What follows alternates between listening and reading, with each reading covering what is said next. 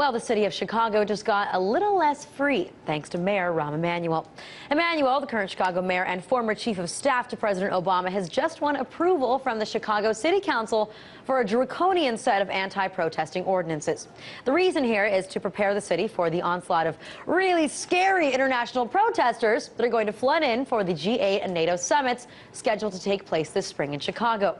Or as the police chief describes them, quote, people who travel around the world as professional anarchists and rioters and a bunch of wild anti-globalist anarchists. Now, of course, the politicians in Chicago chose to conjure up images of the wild anarchist protesters of yore and not the peaceful Occupy Chicago protesters that will also be at the summit. But Emanuel is really just taking a page out of the playbook of many cities before him, drumming up fear to make him grab for power. And grab he did. You see, the ordinances passed this week grant Emanuel sweeping new powers, including his own little army.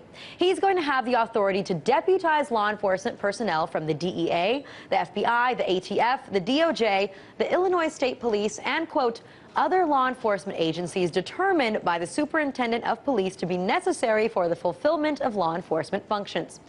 Now, that last part is pretty vague. Could Rahm hire Blackwater, for example?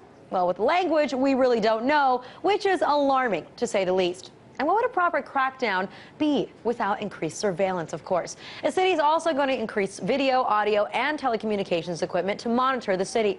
They'll also increase the minimum fine for resisting arrest from $50 to $200. But the kicker is that they make sure to throw that in for the purpose of this ordinance, where the definition of resist will mean passive as well as active. And what should be perhaps the most infuriating part of this new ordinance to average Chicago residents is that Rahm now has the power to outsource city services to private companies and then provide assurances to that company that taxpayers will foot the bill of any lawsuit associated with those services. As Bernard Harcourt at The Guardian notes, it's a perfect example of privatizing the profits and socializing the costs.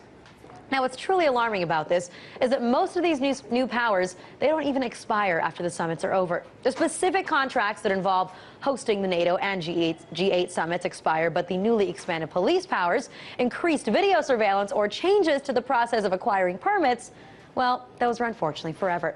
Now, because of Rahm Emanuel, Chicagoans' rights to free speech will forever be a little less strong. Now, thankfully, the new laws are being challenged by Occupy Chicago, so we will make sure to keep you updated on any developments in this case.